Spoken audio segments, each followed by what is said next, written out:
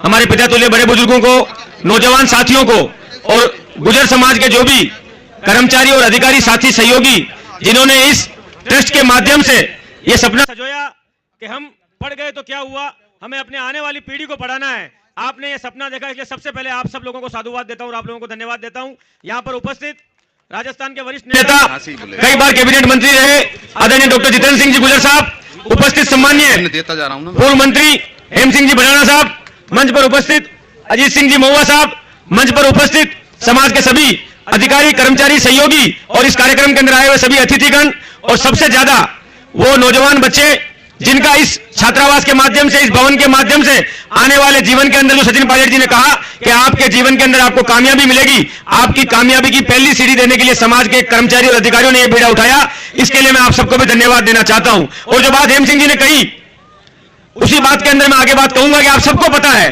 इस दुनिया में हर आदमी को पता है कि अगर किसी कौम के आगे वीर लगा तो वो कौम गुजर समाज है, जिसके नाम के आगे वीर गुजर लगा। और वो वीर गुजर भी तोहफे के अंदर नहीं मिला। आज भी अफगानिस्तान के राष्ट्रगान में आपके समाज का नाम आता है। आज भी जब पन्ना दाई की हम बात करते हैं तो हमारी भुजाएं फड़क जाती है कि स्वामी भक्ति के लिए उन्होंने अपने बेटे की गर्दन कटवा दी, लेकिन वो पीछे नहीं हटी। आज भी जब देश की आजादी की बात हम लोग करते हैं तो 1857 की आजादी के बाद इस देश के अंदर धन सिंह कोतवाल के रूप में मेरठ से जो आवाज उठी, उसने अंग्रेजों के दांत खट्टे करने का काम किए। और आज भी राजेश पायलट के रूप में एक ऐसा नेता इस देश के अंदर मिला था जिसने देश के किसानों को एक करने का काम किया। और उसके बाद जब गुजर समाज अपनी बात को और अपनी पहचान को भूलने लगा, उस समय कर्नल किरोड़ी बेसला के रूप में एक अवतार आया जिसने गुजरों को पूरे देश के अंदर एक करने का वापस काम किया। लेकिन मैं आपसे एक बात पूछना चाहता हूं कि इतिहास के अंदर जिस जाति का सबसे ज्यादा सम्मान था, इतिहास के अंदर जिस जाति ने हर समय इस देश की सीमाओं के लिए लड़ने का काम किया, इतिहास के अंदर जिस जाति ने अपनी गर्दन कटाने का काम किया, और ये इतिहास नहीं है, ये वर्तमान है कि हमारे समाज के 73 बच्चों ने, हमारे समाज के नौजवानों ने अपनी माओं की गोद उजाड़ दी,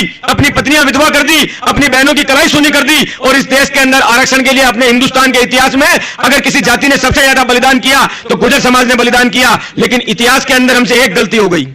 हमारे पास लठ भी थी, गदा भी थी, तलवार भी थी, लड़ने के लिए शेर का कलेजा भी था और कटवाने के लिए गर्दन भी थी, लेकिन उस इतिहास को लिखने के लिए हमारे पास कलम नहीं थी। कलम नहीं थी। वो कलम अगर होती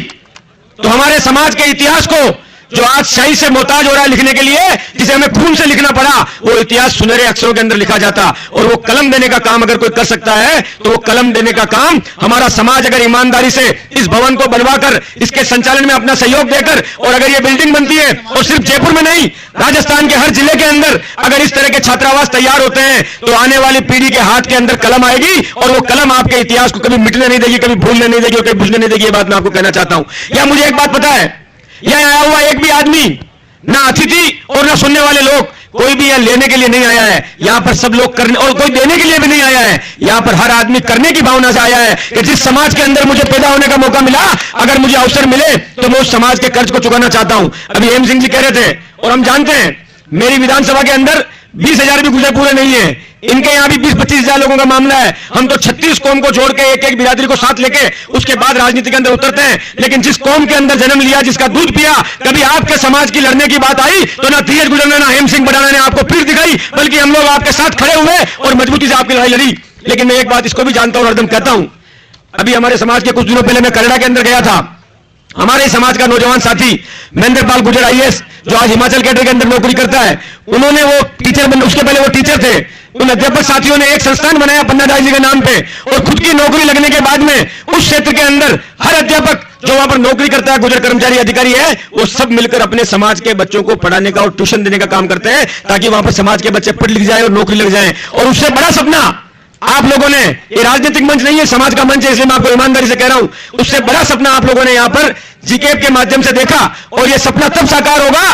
73 गुजर मरे थे, जब आपके समाज के 73,000 अधिकारी राजस्थान के अंदर बन जाएंगे, तब उनको सच्ची श्रद्धांजलि मिलेगी। हम तो आपके सामने सिर्फ ये वादा दिलाने के लिए आए हैं कि इस रगों के अंदर गुजर का खून है और इस खून की आखिरी बूंद भी आपके काम आएगी। और जिस दिन आपको पीठ दिखा जाए उस दिन आप कह देना कि तुम्हारे खून के अंदर मिलावट थी। हम जब तक जिंदा हैं आपकी आवाज बनने के लिए, आपको ताकत देने के लिए, आपका काम करने के लिए और आपको सहयोग देने के लिए आपके साथ में खड़े रहेंगे। और उसके साथ में आखिरी बात आपको और कहूंगा कि ये भवन बनकर तैयार होगा, इसमें हम सब लोग अपनी पूरी ताकत से सहयोग करेंगे। आप सब लोगों ने इस भवन को बनाने का जो सपना देखा, उस सपने को साकार करने के लिए पूरा समाज आपके साथ कंधे से कंधा मिलाकर खड़ा है। आप सबको बहुत बहुत धन्यवाद, साधुवाद, राम राम, जय हिंद, जय भारत।